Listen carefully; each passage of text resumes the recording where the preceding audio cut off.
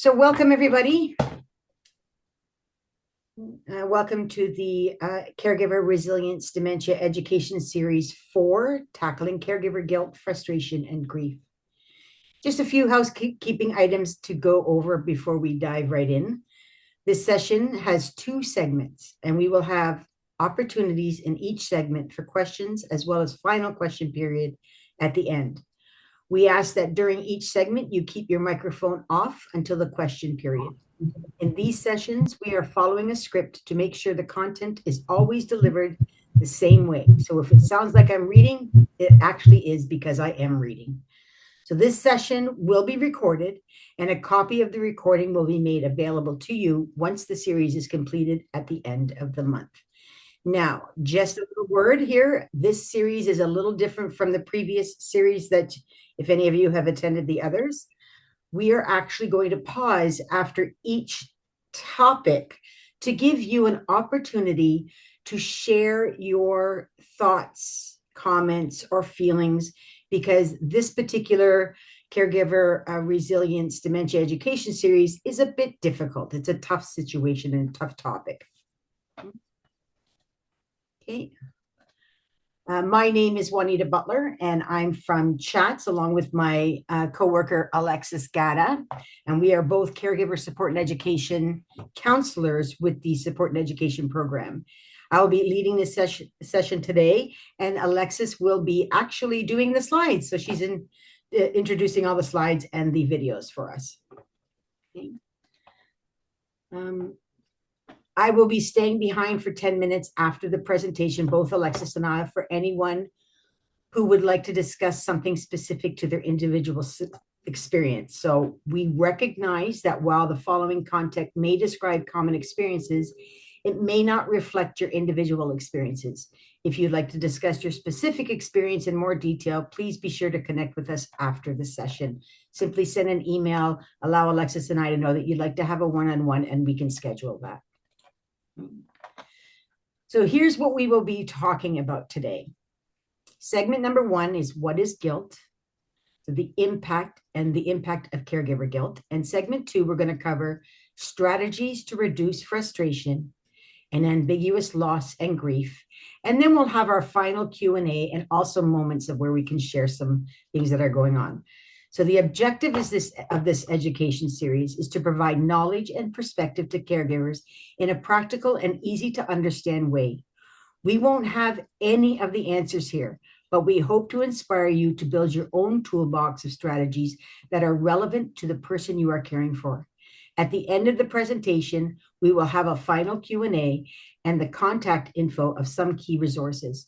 Following the series, you'll be sent a whole big list of community resources that will help you in your caregiving journey, including the 4 recorded webinar sessions.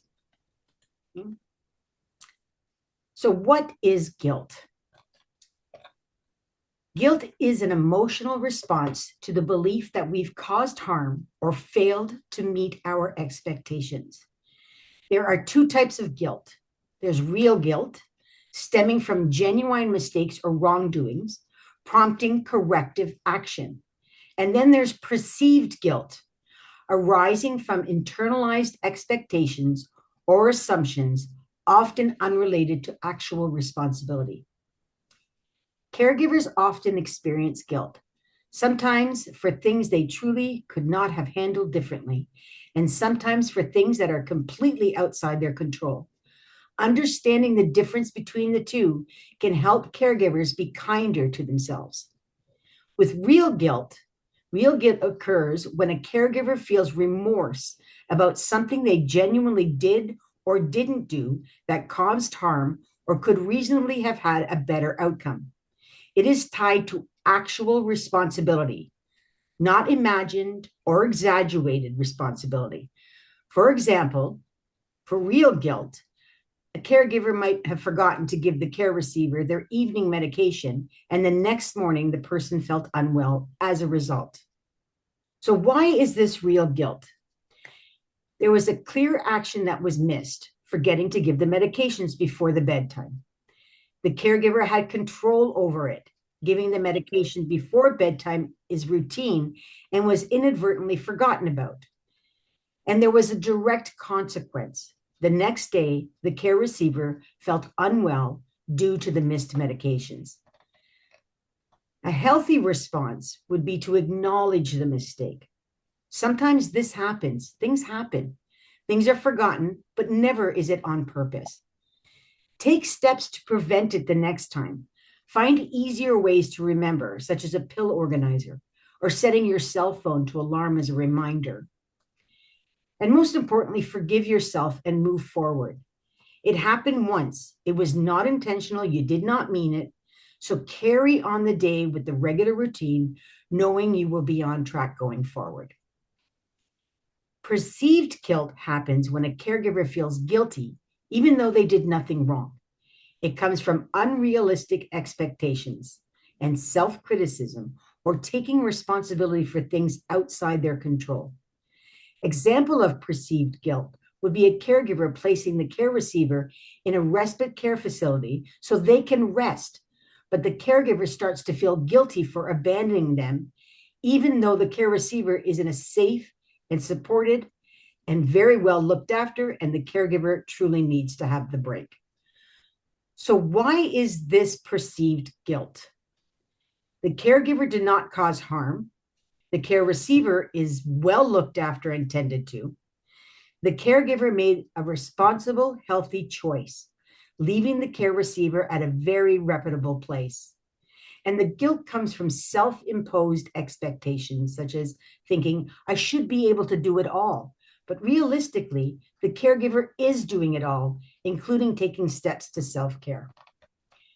A nice, healthy response would be to recognize the feeling, but challenge the belief behind it. So you have to ask yourself, is it true that a good caregiver never needs help? Or would I expect another caregiver to do anything alone? Remind yourself that rest is necessary for good care, allowing yourself a break as you would if you worked a 9-to-5 job. Schedule your breaks and time for yourself throughout the day. Replace guilt with self-compassion. Perhaps instead of saying or thinking to yourself, I should be doing more, I'm failing, maybe try to turn it around and maybe try, I'm doing the best I can in a very difficult situation, because you are. Caregivers often hold themselves to impossible standards. A self-kind statement reduces stress and it helps to build resiliency. This is also an opportunity to take an inventory of the most challenging aspects of your caregiving role and look for the supportive resources to help you. Does anybody have anything to say or anything they would like to share before we move on? Okay, and if you would like to, you can actually even put your questions and comments in chat. Okay, so we'll move on.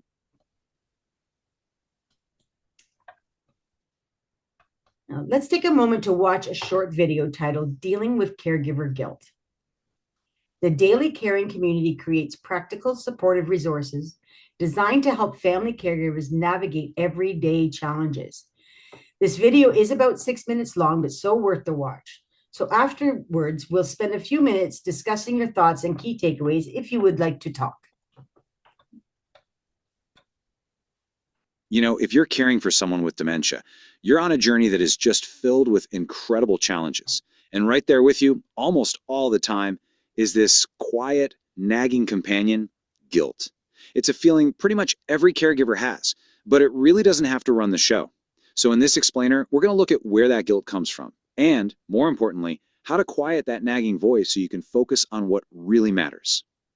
Does that sound familiar?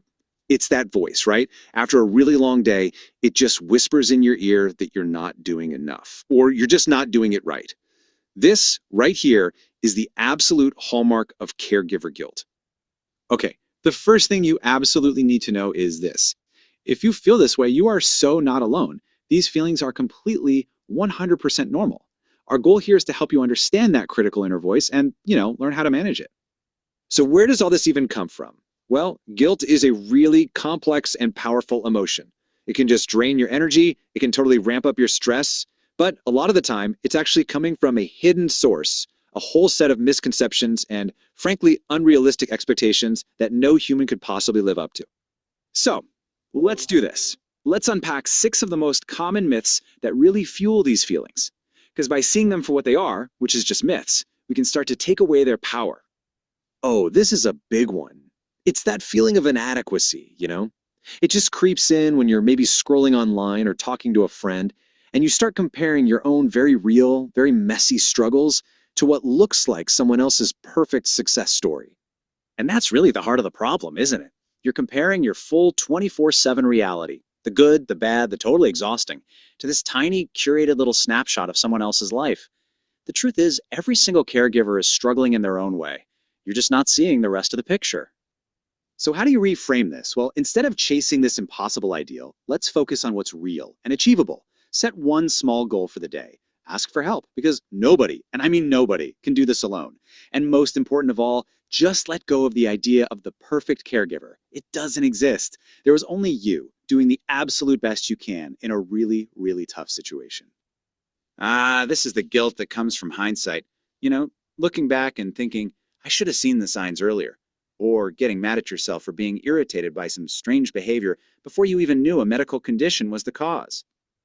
Let's just all agree to be a little more gentle with our past selves. It's so easy to look back with the knowledge we have now and judge our actions. But you couldn't have known then. It was totally natural to be confused or even annoyed when you didn't have the full picture. You've got to forgive yourself for not being psychic. Okay, but what about the guilt that isn't about the past, but about what's happening right now? This next myth, it touches on one of the most painful and secret struggles, having negative thoughts about the very person you're dedicating your life to caring for. Just look at this list for a second, wanting to just walk out the door, feeling embarrassed by their behavior in public, feeling like you're only doing this out of obligation, even wishing it were all over. These thoughts can feel horrifying to even admit to yourself, but I want you to see them right here, written down, because they are profoundly normal. Everyone has had them. Let that sink in for a second. The key is not to try and suppress these thoughts or feel ashamed about them.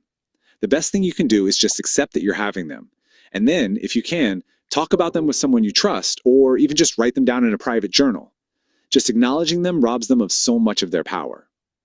All right, now that we've looked at some of those really tough feelings, let's shift our focus a bit. Let's talk about the compassionate truth and some real practical strategies for self-forgiveness. Now, this myth, this is the one that really isolates you. It's that mistaken belief that you are somehow uniquely flawed because you feel resentful or exhausted or just plain tired of it all. It makes you feel so utterly alone in your struggle. But the truth is, you couldn't be less alone. Seriously, the most powerful antidote to this feeling is connection. Talking to other people who are right there in the trenches with you, in a support group, whether it's in person or online, will make you realize so fast that your feelings are the rule, not the exception. Look, every single caregiver has, at some point, snapped. You're pushed to your absolute limit, you're dealing with incredibly challenging behaviors, and your patience just runs out. It happens. And the guilt that follows, wow, it can be overwhelming. So instead of just sitting in that guilt, let's make a plan for the anger. It starts with self-awareness. Just start to notice the signs that you're reaching your limit. When you feel it coming, your first move is to step away, even for just 60 seconds. Then find a healthy way to release that pressure. And finally, get strategic. If you know that dinner time is always a trigger, what's one small thing you can do beforehand to kind of defuse that tension? And this brings us to our final and maybe most important section. This is all about giving yourself permission. Permission to be human, to have needs, and to finally understand why taking care of yourself is the least selfish thing you can possibly do. The guilt of self-care. It's that feeling that you shouldn't want to break, that if the person you're caring for can't enjoy life anymore, then you shouldn't either. That is such a heavy and totally unfair burden to carry. This right here is where we need a critical shift in perspective. A break isn't a luxury. It is not something to feel guilty about. It is an absolute necessity for your survival in this role. You're not a machine. You're a human being who needs to recharge. And the benefits are so clear. Taking time for yourself is what allows you to sustain this marathon of caregiving. It protects your own health. And here's the crucial point. When you feel refreshed and more positive, your ability to provide good care actually improves. It's a win-win. So let's just end on that powerful truth. Taking care of yourself is not selfish. It is not an indulgence. It is a necessary, vital part of being a compassionate and effective caregiver. Period. So I'm going to leave you with this question to think about. And look, it doesn't have to be some big gesture. What is one small, simple way you can show yourself the same compassion you show your loved one, starting today? I think that video was You know, very well done. So does anybody have any questions or comments about this video before we move on, or would like to share anything? Okay. Okay, so we're going to move on. The impact of caregiver guilt. Caregiver guilt is the heavy, uncomfortable feeling caregivers experience when they believe they're not doing enough, even when they are doing everything they possibly can. It can show up as guilt for needing a break, losing patience, wishing things were different, or feeling frustrated with the situation. This kind of guilt can weigh caregivers down, increasing stress and exhaustion, and may lead to burnout if not recognized and managed. Understanding that these feelings are common and not a sign of failure, it helps caregivers treat themselves with more kindness and maintain their emotional well being. Caregiver guilt can slowly build up. When caregivers constantly feel like they are not doing enough or believe they should be more patient, more available, or somehow better, that guilt becomes like a backpack full of heavy rocks to carry and develop into an emotional burden.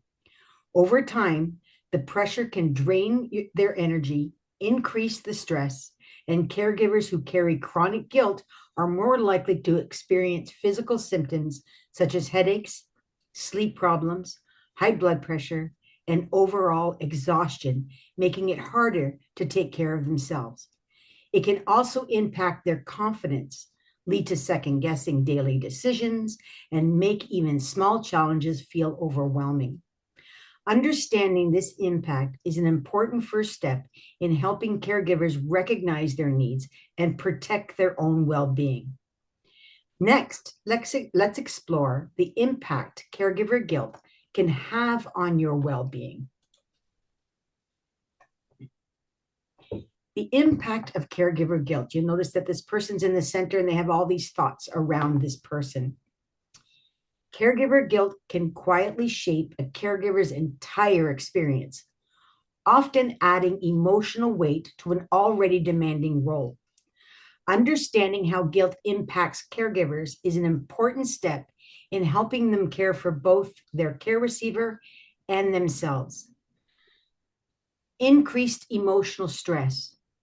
Guilt is linked to higher stress and anxiety and depression, often causing feelings of inadequacy, resentment, and self-blame, especially in dementia care. It also causes lower self-esteem.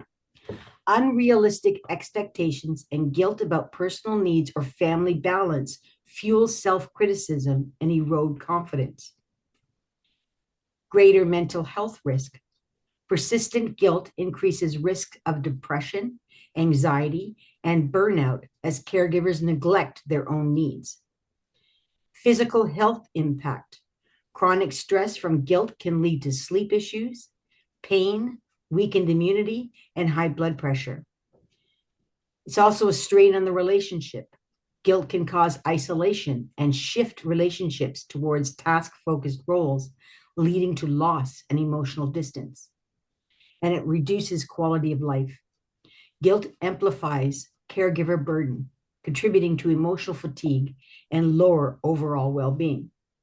So understanding guilt and addressing it through support, realistic expectations, and self-compassion is the key to protecting your caregiver health. Again, I'm opening the floor up if anybody has any questions. Okay, we're at the end of segment 1. So feel free to share anything that you have. Looks like we have wonderful people in the participating that's taking it all in. Let's move to the next one then, okay? Done. This one's a big one. This one's frustration. Caregiver frustration is a common emotional response that arises when caregiving demands exceed a caregiver's emotional, physical, or practical resources. It often stems from constant problem solving, feeling overwhelmed by responsibilities, limited time for personal needs, changes in the care receiver's behavior or abilities, and a sense of losing control or receiving too little support. All of this adds up to feeling frustrated. So, why does frustration happen? Caregiving involves physical, emotional, and sometimes financial pressures. These ongoing stressors raise irritation and frustration, particularly when the care responsibilities are unpredictable. Every day is different sometimes. Behavioral challenges occur that are common in dementia care, or the caregivers lack resources, guidance, or respite. And as mentioned in segment 1, relationship roles change significantly. Caregivers, compared to non caregivers, report more stress, higher depression levels, and reduced well being, which contributes to frustration.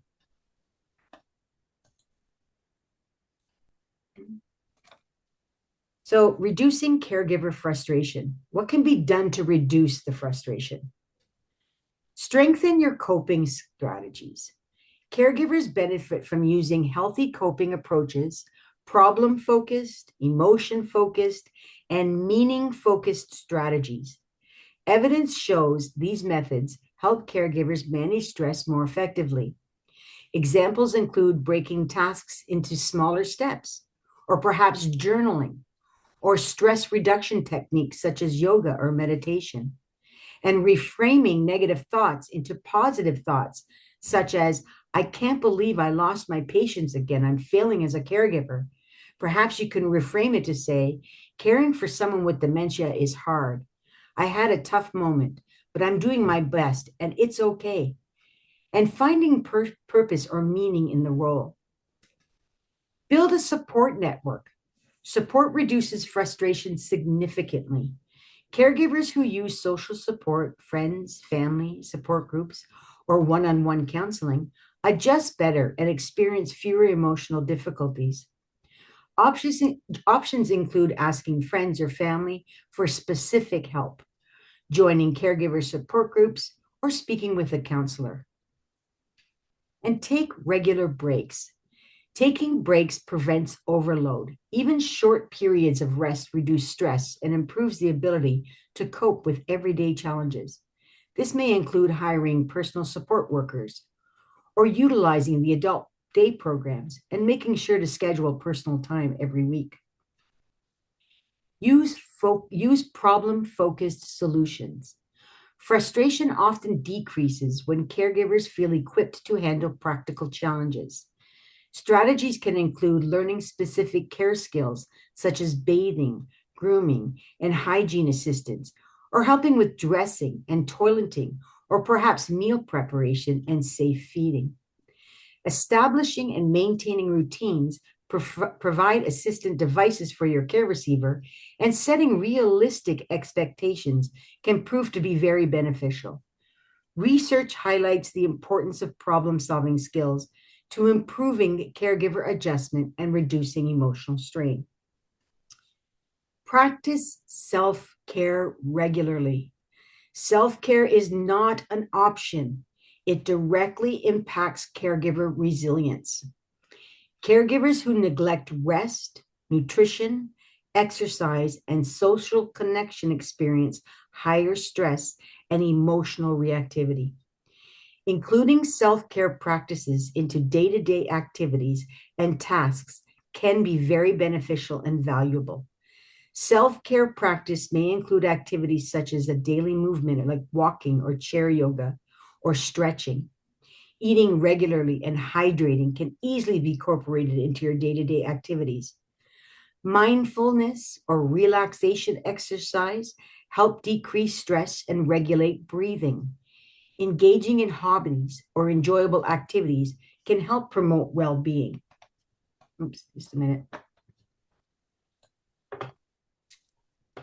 Caregiver frustration is a normal emotional response in ongoing stress, but it can be managed with the right supports and strategies. Caregivers can benefit greatly with having strong coping skills, social support, regular breaks, practical problem solving, and consistent self care. These evidence based approaches help caregivers stay healthier, calmer, and more resilient, ultimately improving the care of their care receiver as well. Does anybody have any statement or like to comment or say anything about frustration?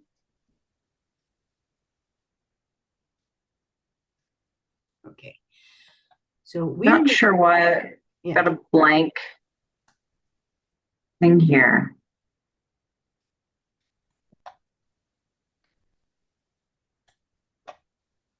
Strange is going on. I have gremlins today that have been in my tech.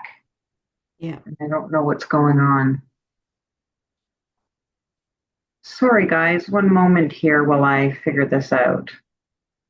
Yeah. Well, she's working on that.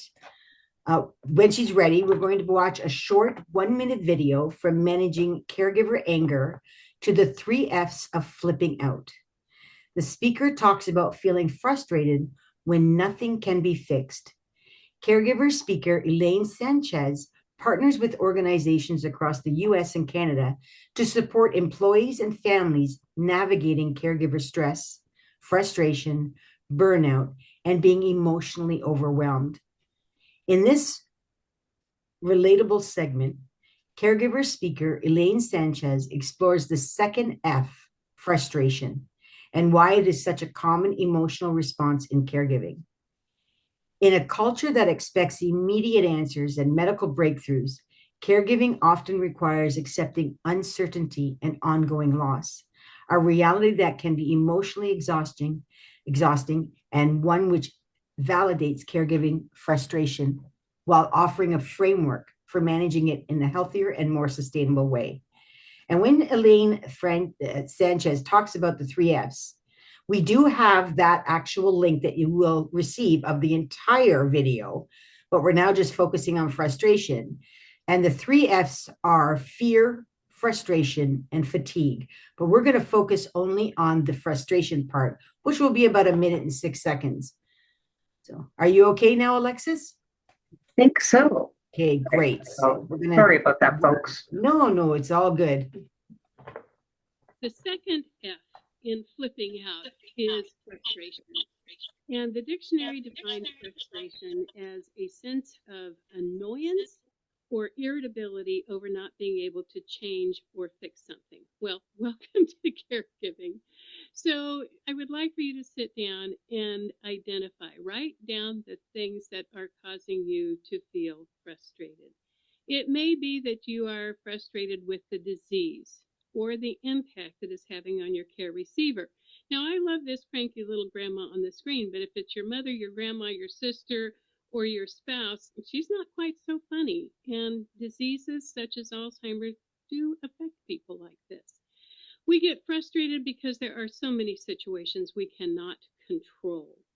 And in a day and age when we think there should be a cure for every illness and a solution for every problem, we just have to accept that there are so many things in the world right now that just do not have answers, and that's difficult. The second. Okay, I think that was very powerful considering it was only 1 minute and 6 seconds long. Does anybody have anything they'd like to share about their frustration before we move on to ambiguous loss and grief? Okay.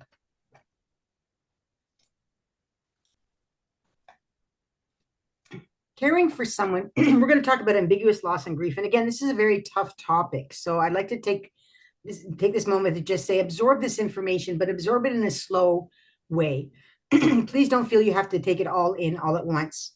We will be sending out a recording, so just take it in and say what you can, and just basically, it is just a tough topic to discuss and to think about. So caring for someone with dementia involves addressing many concrete needs, but it also is known as a long, slow goodbye that involves a range of emotions that can be hard to figure out. This prolonged stage often involves a unique, ongoing kind of grief called ambiguous loss, a loss that happens without clarity, closure, or even an endpoint. The term ambiguous loss describes losses that are unclear and unresolved.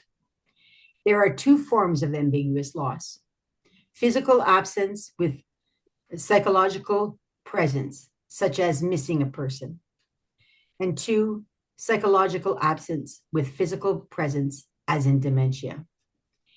In dementia caregiving, the second type applies most. The care receiver is still physically here, but memory is fading, personality is changing, communication is declining, and the shared history and roles shift. This creates the painful feeling of grieving someone who's still alive. There are 5 stages of grief as they commonly appear in dementia caregiving. These stages don't always occur in order, and caregivers often cycle through them repeatedly as the disease progresses. There's denial. In the beginning, caregivers may struggle to accept the diagnosis. It's common to hope the symptoms are just or temporary, or to expect the person will improve. Denial acts as an emotional buffer, helping caregivers cope with overwhelming news. And there's anger. As the reality becomes clearer, anger often appears. Caregivers may feel frustrated with the disease or the situation, the healthcare system, family members who aren't helping, or even the person with dementia. These feelings are normal and part of the adjusting way to ongoing losses. Then there's bargaining, or also known as guilt-related bargaining. In dementia caregiving, bargaining often looks like guilt, believing you should have done more, feeling bad for taking breaks, or wishing for impossible changes such as, if I try harder, maybe things won't get worse. Caregivers may also mentally negotiate with themselves or the situation in hopes of regaining control. Sadness and depression. As losses continue to accumulate, sadness deepens. Caregivers may feel overwhelmed, become very emotional, and cry more easily. They'll withdraw from social events and experience fatigue. This stage can reoccur many, many times, often when new declines are noticeable in their care receiver, like when the care receiver forgets a name or loses a skill they once had. Then the final one is acceptance. Acceptance does not mean being okay with what is happening. Instead, it means acknowledging the reality of the disease and finding ways to adapt. Caregivers may begin focusing on the present moment. This might help, or finding meaning in their role, asking for support, and discovering ways to connect differently with the care receiver. So it's unlike traditional grief, which usually follows a death. Dementia grief begins early and can continue for years. And as the care receiver's dementia progresses and new changes develop, caregivers often revisit these stages again and again. This is the vicious cycle of ambiguous loss, where the person you are caring for is still physically with you, but over time, the way they think, the way they communicate, and relate to the world changes. You are losing parts of who they used to be, even though they are still right in front of you. Is everybody okay? Okay. Ambiguous grief and why ambiguous loss hurts. Caregiving often involves ambiguous loss, a confusing mix of presence and absence, along with fear, frustration, and fatigue. Over time, this can lead to anticipatory grief, and that's mourning that begins long before a physical loss occurs. Because there is no clear endpoint, caregivers are left without the usual rituals or acknowledgement of grief. The person is still physically present, yet gradually changing, which can feel like an ongoing, unspoken goodbye. This uncertainty can bring waves of sadness, exhaustion, loneliness, and even guilt for grieving someone still alive. Anxiety and depression are also quite common. In dementia, grief unfolds over time with each change in personality, communication, or ability. Feelings may shift between hope, sadness, anger, and even numbness. And all of these responses are a natural part of the journey.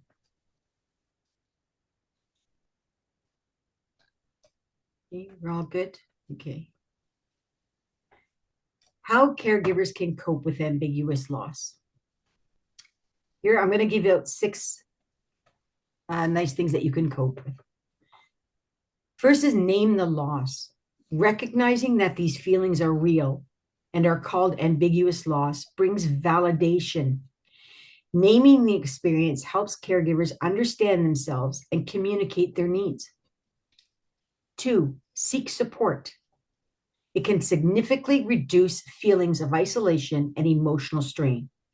While it may feel like just another thing for you to do, reaching out for help is an important part of maintaining caregiver well-being. When you feel ready, consider exploring spaces that can support and validate your emotions, such as support groups, counseling services, or community programs. Connecting with others who truly understand what you're going through can be incredibly comforting. And also, hearing the experience of fellow caregivers can bring relief, reinforcement that you are not alone, and create a meaningful sense of belonging. Adjust expectations. It's a practice called both and thinking. Dr. Pauline Boss, again, you will receive this research link. Dr. Pauline Boss is recognized as a pioneer in understanding and treating ambiguous loss, and her work has greatly shaped how professionals support families dealing with dementia. She authored foundational books, including Ambiguous Loss and Loving Someone Who Has Dementia, which offer practical tools for coping in ongoing change and uncertainty. Dr. Boss encourages caregivers to use both and thinking, and this means holding on to 2 truths of this at the same time. For example, the care receiver is both here with you and not fully here because of the changes caused by dementia. Trust me, if you don't understand this, we can go one-on-one. Just reach out to Alexis and I, and we can explain this in better detail. You can both love them deeply and still feel frustrated at times. This way of thinking helps reduce stress and makes it easier to accept the complex reality of dementia. Number 4, redefine connections. Even though the relationship changes with dementia, meaningful connection is still possible. You might share simple activities together, perhaps enjoy some music, use touch, or rely on nonverbal communication. Sometimes just being present without needing conversation creates comfort and closeness. Many caregivers discover new and meaningful forms of connection by focusing on the moments that are happening in the here and now. Practice self-compassion and self-care, very important. Caring for someone while coping with ambiguous loss can be emotionally exhausting. So it's important for caregivers to show themselves compassion and make time for your own well-being. This can include taking regular breaks, finding moments for personal activities and rest, journaling, or simply allowing yourself to feel your emotions without judgment. These kinds of self-care practices help maintain resilience and reduce the risk of burnout, and allowing caregivers to continue providing support while also protecting their own health. Honor ongoing loss. Creating small, meaningful routines can help caregivers process the ongoing changes that come with dementia. For example, you might take a few moments each evening to write down one emotion you felt that day, or keep a journal where you note moments of change or growth. Some caregivers find it helpful to set aside a specific time each week to look through photos or reflect on memories, or talk with a trusted friend about what has been difficult or meaningful lately. Others create grounding routines, such as taking a short walk after a challenging moment, or placing an object like a smooth stone or meaningful keepsake in a special spot as a symbol of what they're navigating. These simple, intentional actions help acknowledge loss, provide emotional stability, and make the experience feel more manageable. So, ambiguous loss in dementia caregiving is the experience of grieving a person who is physically present but gradually disappearing psychologically. It is one of the most emotional, demanding parts of the caregiving journey. By naming the loss, seeking support, adjusting expectations, and finding new ways to connect, caregivers can cope more effectively with this complex and ongoing grief. So we're at the end of our segment 2, and I'm opening up the floor now to anybody who may feel like they want to say something or it's a little overwhelming. Quiet room. It's a lot to take in. It is a lot to learn. And you really You can also type in the chat if you feel comfortable. Absolutely. I will try the microphone. Can you hear me? Yes, we can, Helga, but you're coming in like you are in a very large place with mountains that echo. I still cannot hear you on the computer. I cannot unmute. Maybe I have to turn down the sound here. It's a good idea.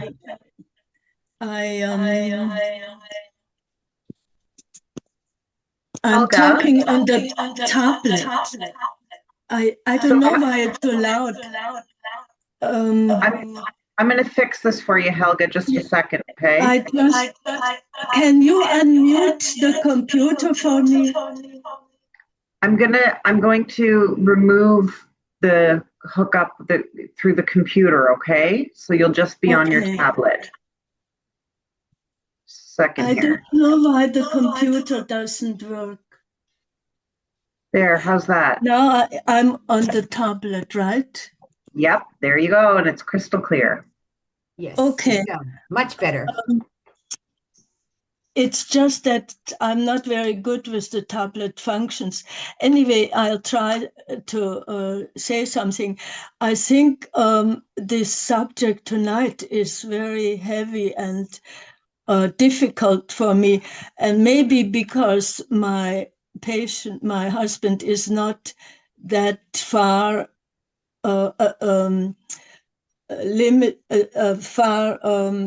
into dementia, he still has very cognizant periods, which I am wondering, or I'm grateful that he has periods I can converse with him. He is alert and remembers things which surprise me that I don't even remember at the moment when we have a problem.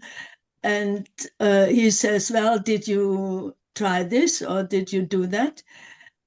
And but I understand that it will be more difficult over time, and I am trying to prepare myself for that period when it comes more difficult. And I would like to find a support group, which you mentioned before, that you can exchange information or find support from people who are in the same situation or similar, very similar situation.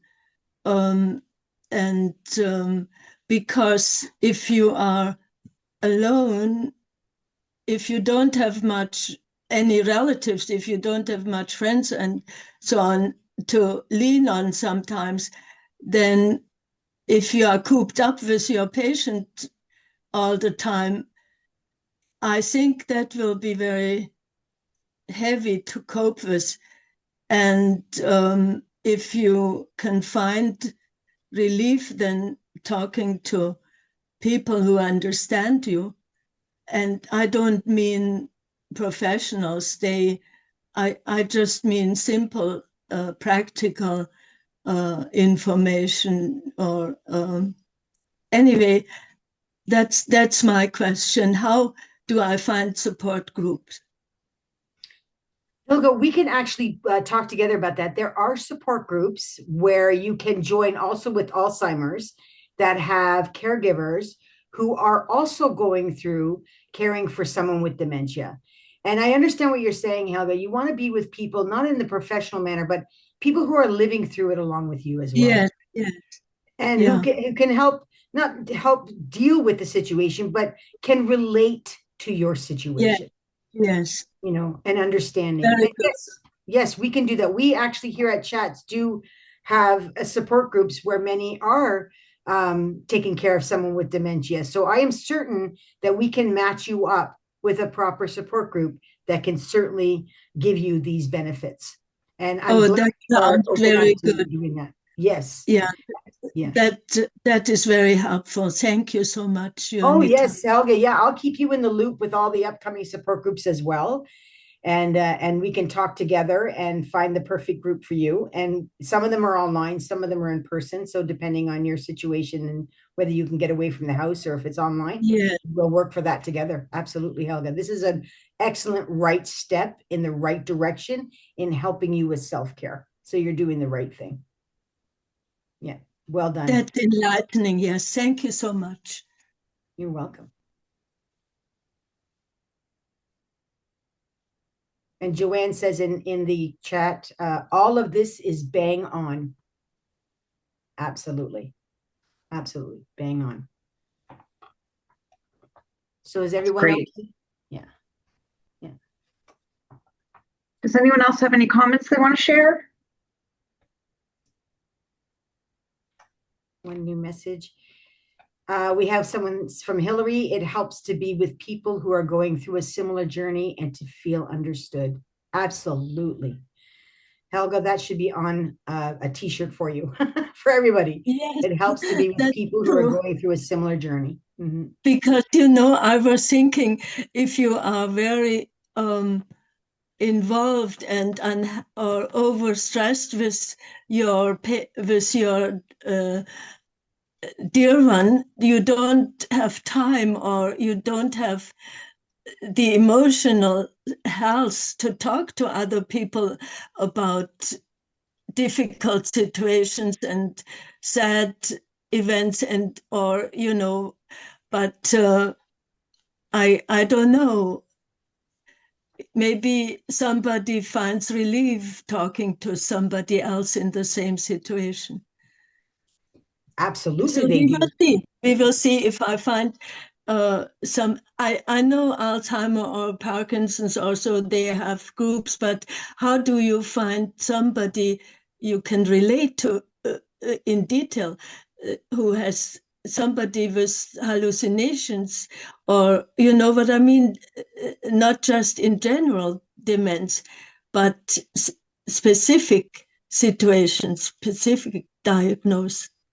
Right, exactly. And actually, Hillary nailed it right on the head. It helps to not always having to explain why things are hard. So it's good to be with a group of people that all you have to say is hallucinations and they get it, Yeah, they understand, so you don't have to explain why it's always so hard because they already know it's hard. Yes. Mm-hmm. Well, and if I can just add also, I think, if you take sort of the trying on shoe approach, right? Support groups are kind of like shoes. And sometimes you got to try on a couple before you find which one really fits with you, because they're all going to have a different vibe to them. They're all going to have people sort of at different stages of their caregiving journey. So I think if I was going to be giving advice about how to approach joining support groups, is just to be open to try one or two and see if, because one may not be a great fit and you may not feel connected with the content and what they talk about. And another one may be exactly what you're going through, and you feel much more heard and understood there. So just try and keep an open mind, and maybe give a couple a try would be my advice too. Absolutely. Find one that fits. This might take some time, Helga. Yeah, I know. I already tried some, for example, through Alta. But I find they are too theoretical, not practical enough. I need practical advice or practical things more, down to earth things, what you deal with every day, something like that. And I expect it will not be easy and takes time. Right now, I have so much on my plate anyway. I don't have too much time for it, but for the future, I think I need to allow some time to do it, to look around, to try out, like you say. Yeah, I think that's a good idea, Helga. And I think you and I can, when we have our next session, we can discuss the areas and locations and get Yeah, this there's no particular rush, support group. Unita. There's no rush because, No, like I say, I have so little free time right now, but yeah, I just want to gather information, how and where and what, and then when I am ready or not ready, but if I'm really in need, that I know I need to get help or I need relief or something, that I then take the steps and uh, realize some of these things. brilliant. Plan ahead. Very important, Helga. Yeah, Planning yeah, ahead. hmm hmm Yes, we'll be there for you 100% of the way. wonderful. Yeah. That is great. I'm so glad I found you, or I have your help, and that we um, are not left um, swinging in the wind here. Right. All good. Exactly. Never again. Yeah, Thanks. you're welcome. Okay. Okay, so we're coming to the end of it now. So just to let you know, we have a lot of resources and that we're going to be emailing out to you concerning the last four recordings will also be included in an email. So you will be not bombarded, but there will be one email that has a lot of information. So and we're listing a lot of this of the resources as well. So if you can just go to the resources page, Alexis, because this is the kind of thing. So each session that we had contains all these resources. So all this information that we're telling you came from these references. So, and this is something that we will be sending out to you. Okay. So we've come to the end, and I hope you have all have a lot of key takeaways and learned a lot through our last four sessions along with this one. So, and again, if anybody has any questions, concerns, or wants to reach out, Alexis and I are available for that. And thank you all for coming. Thank you and good night. Good night.